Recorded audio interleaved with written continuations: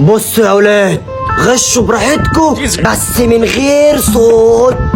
شكرا والله يا مستر، الهي يطلع لك في ولادك. بس دقيقتين ونص وهلم الورق. السلام عليكم، انا مستر رحمة مع حضرتك في اللجنة هنا. اهلا اهلا، اتفضلي ارتاحي يا مستر رحمة وانا همضيلي وهمضيلي. لا والله يا استاذ، ملوش لازمة التعب دوت، انا همضي انا. طب والله عيب، ما ينفعش.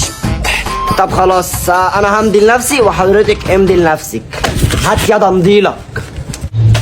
ايه ده؟ امسك يا زفت واكتب رقم جلوسك.